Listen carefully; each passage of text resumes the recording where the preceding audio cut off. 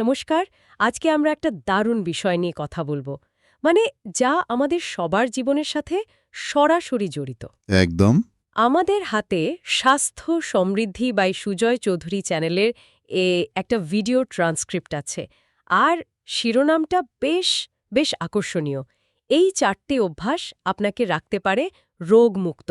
হ্যাঁ, আর আমাদের আজকের আলোচনার উদ্দেশ্য কিন্তু শুধু এই 4টি অভ্যাসের একটা তালিকা দেওয়া নয়, বরং এর পেছনের দর্শনটা বোঝা। ঠিক। ভিডিওতে বর্তা একটা খুব জরুরি প্রশ্ন তুলেছেন যে আধুনিক জীবনযাত্রার দৌড়ে আমরা আসলে কিসের পেছনে ছুটছি আর তার জন্য কি দান দিচ্ছি। ঠিক এইখানেই আমার মূল আগ্রহটা। ভিডিওর একটা উদাহরণ আমার মাথায় গেঁথে গেছে। বক্তা আমাদের শরীরের সাথে মোবাইল ফোনের তুলনা করেছেন। ওহ হ্যাঁ, দারুণ একটা তুলনা। আমরা রোজ নিয়ম করে ফোন চার্জে বসাই, কিন্তু নিজের শরীরের তার চার্জের কথা কি ভাবি? সত্যি বলতে আমার তো প্রায় সকালে উঠে মনে হয় শরীরের ব্যাটারিটা যেন 15% চার্জ নিয়ে দিন শুরু হচ্ছে। হ্যাঁ হ্যাঁ হ্যাঁ, ঠিক। মনে হয় যেন সারাদিন একটা পাওয়ার সেভিং মোডে চলছি।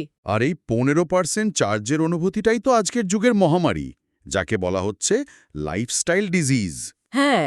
সুগার, প্রেশার বা আরও জটিল রোগ, এগুলো তো কোনো জীবাণুর কারণে হচ্ছে না, হচ্ছে আমাদের জীবনযাত্রার ভুলের কারণে।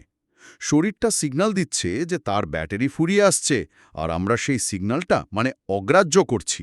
তাহলে আমাদের এই আলোচনার মিশনটা পরিষ্কার। আমরা শুধু অভ্যাসগুলো জানব না, বরং বোঝার চেষ্টা করব যে আমাদের শরীরের এই ব্যাটারির ঠিকঠাক চার্জ আর রক্ষণাবেক্ষণ করার উপায়টা কি। একদম। তো আমাদের এই মানব যন্ত্রটাকে সচল রাখার প্রথম পিলার বা স্তম্ভটা কি? ভিডিওতে বলা হয়েছে সঠিক আহার। ঠিক। তবে এখানে সঠিক আহার কিন্তু শুধু দামি বা স্বাস্থ্যকর খাবার নয়। বক্তা বলছেন খাওয়ার আগে নিজেকে 5টা প্রশ্ন করতে হবে, আর এই প্রশ্নগুলোর মধ্যেই লুকিয়ে আছে পুরো দর্শনটা। প্রশ্নগুলো হলো, কি খাবো, কেন খাবো, কখন খাবো, কিভাবে খাবো আর কতটা খাবো। সত্যি বলতে এটা তো একটা চেকলিস্টের মতো শোনাচ্ছে।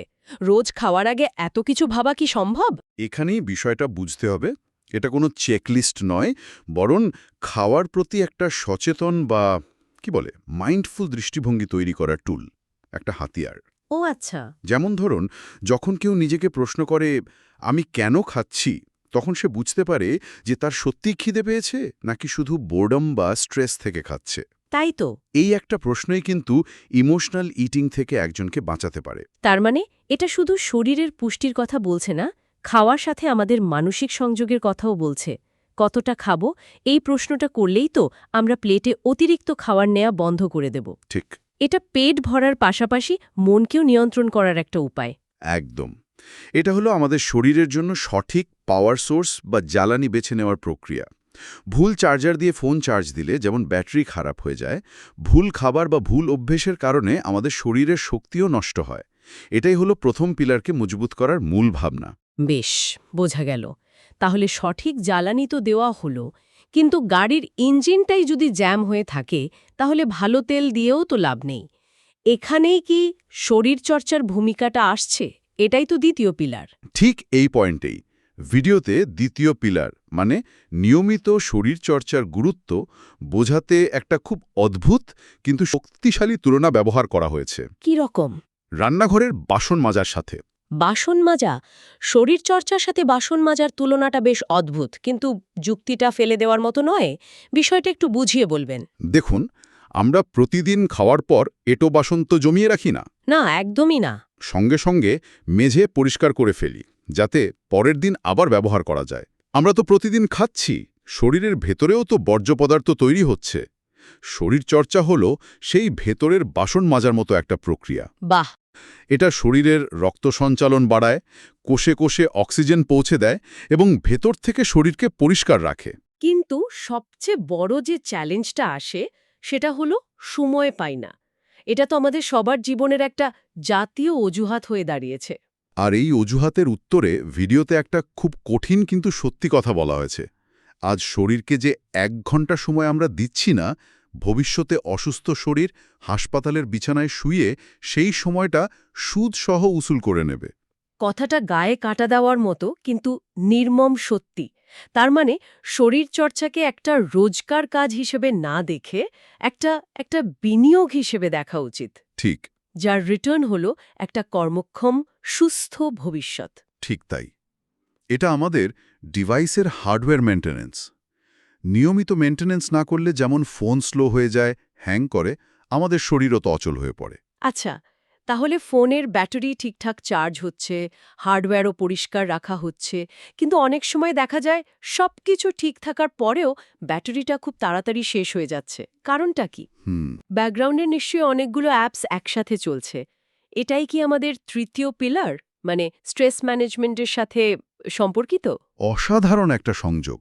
একদম তাই। আধুনিক জীবনে স্ট্রেস হলো ওই ব্যাকগ্রাউন্ডে চলতে থাকা অ্যাপস, যা আমরা বন্ধ করতে ভুলে যাই। ঠিক।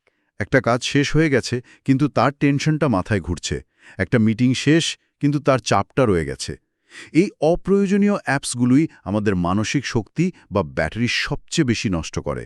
কিন্তু এই অ্যাপসগুলো বন্ধ করা তো এত সহজ নয়। এর জন্য ভিডিওতে কিছু প্রাকৃতিক উপায়ের কথা বলা হয়েছে, যেমন প্রাণায়াম। হ্যাঁ, কারণ প্রাণায়াম হলো একটা সিস্টেম রিবুটের মতো।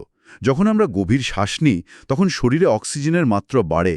এই অতিরিক্ত অক্সিজেন শরীরে অ্যান্টিঅক্সিডেন্টের পরিমাণ বাড়াতে সাহায্য করে, যা শরীরের ওই দূষিত পদার্থ বা ফ্রি র্যাডিক্যালগুলোকে পরিষ্কার করে দেয়। ও আচ্ছা। এটা ভেতর থেকে সিস্টেমটাকে ঠান্ডা করে। এর পরের উপায়টা আরও মজার, আর্থিং থেরাপি। এই আর্থিং থেরাপি শব্দটা তো বেশ নতুন। খালি পায়ে হাঁটার মতো একটা সাধারণ অভ্যাসকে থেরাপি বলার কারণটা কি? কারণ এর পেছনে একটা গভীর বিজ্ঞান আছে যা আমরা ভুলে গেছি। বিষয়টা হলো, আমাদের পৃথিবী মাটি বিপুল পরিমাণ নেগেটিভ ইলেকট্রনের একটা উৎস। আর আমাদের শরীরের ভেতরকার বিপাকীয় ক্রিয়ার ফলে যে ক্ষতিকর ফ্রি র্যাডিক্যালগুলো তৈরি হয়, সেগুলো পজিটিভ চার্জযুক্ত। আচ্ছা।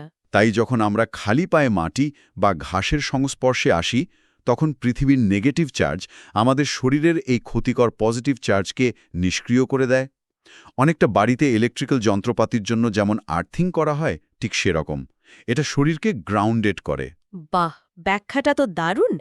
তার মানে এটা শুধু মানসিক নয়, শারীরিক স্তরেও কাজ করে। আর তৃতীয় উপায়টা হলো সেরোটোনিন বা আনন্দের হরমোনকে ঠিক রাখা। ঠিক। এটাকে আপনি ফোনের স্ক্রিন ব্রাইটনেস অপটিমাইজ করার সাথে তুলনা করতে পারেন। হা হা, বেশ ভালো। ভিডিওতে বলা হয়েছে দিনের বেলায় অন্তত 1 ঘন্টা প্রাকৃতিক সূর্যের আলোতে থাকতে। আমাদের ত্বক যখন এই আলো শোষণ করে, তখন রাতে শরীরে সেরোটোনিন নিঃসরণ ভালো হয়। এর ফলে শুধু মনই ভালো থাকে না, ঘুমও গভীর হয়। আর ভালো ঘুমই হলো স্ট্রেস কমানোর সবচেয়ে বড় ওষুধ। একদম। আর এখানেই আমরা আমাদের চতুর্থ এবং শেষ পিলারের কাছে চলে এলাম, পর্যাপ্ত ঘুম। আমরা ফোনটাকে অপটিমাইজ করলাম, ব্যাকগ্রাউন্ড অ্যাপস বন্ধ করলাম, এবার তো ডিভাইসটাকে চার্জে লাগানোর পালা। হ্যাঁ। কিন্তু সমস্যা হলো আমরা ফোনটাকে 100% চার্জ হতেই দিই না, মাঝপথেই তুলে নিই। আর এটাই আমাদের শরীরের সাথে করা সবচেয়ে বড় অবিচার। প্রকৃতি একটা সহজ নিয়ম তৈরি করে দিয়েছে, রাত ঘুমের জন্য, দিন কাজের জন্য। ভিডিওতে ঘুমানোর আদর্শ সময় বলা হয়েছে রাত 9টা এবং ওঠার সময় ভোর 5টা। এই 8 ঘন্টার ঘুম হল শরীরের ডিপ রিপেয়ার মোড। এই সময় শরীর নিজেকে সারিয়ে তোলে। কিন্তু একটা বাস্তব প্রশ্ন আছে। আজকালকার দিনে অনেকেরই তো নাইট শিফটে কাজ করতে হয়, বা শিক্ষার্থীদের পরীক্ষার আগে রাত জেগে পড়তে হয়। ঠিক। এই ধরনের বাস্তব সমস্যা নিয়ে কি ভিডিওতে কোনো পরামর্শ দেওয়া হয়েছে? সরাসরি না থাকলেও মূল দর্শনটা বুঝতে হবে। 9টা থেকে 5টা একটা আদর্শ পরিস্থিতি, কিন্তু মূল বার্তাটা হলো ঘুমকে অগ্রাধিকার দেওয়া। আচ্ছা। আপনার কাজের সময় যাই হোক না কেন, 7-8 ঘন্টার নিরবিচ্ছিন্ন ঘুম নিশ্চিত করতেই হবে। আমরা ঘুমকে বিসর্জন দিয়ে কাজ বা বিনোদনকে গুরুত্ব দিই। ভিডিওর বার্তা হলো এই অগ্রাধিকারটা পাল্টাতে হবে। ঘুম হলো সেই চার্জিং সাইকেল, যা সম্পূর্ণ না হলে পরের দিন ফোনের পারফরম্যান্স খারাপ হবেই। তাহলে পুরো বিষয়টা যদি আমরা স্মার্টফোনের রূপক দিয়ে গুছিয়ে নিই, 1 নম্বর, সঠিক আহার হলো সঠিক পাওয়ার সোর্স দিয়ে ফোনটাকে চার্জ করা। হ্যাঁ। 2, নিয়মিত শরীরচর্চা হলো ফোনের হার্ডওয়্যারকে প্রতিদিন রক্ষণাবেক্ষণ করে সচল রাখা। একদম। 3, স্ট্রেস ম্যানেজমেন্ট হলো ব্যাকগ্রাউন্ডে চলা অপ্রয়োজনীয় অ্যাপস বন্ধ করে প্রসেসরকে ঠান্ডা রাখা।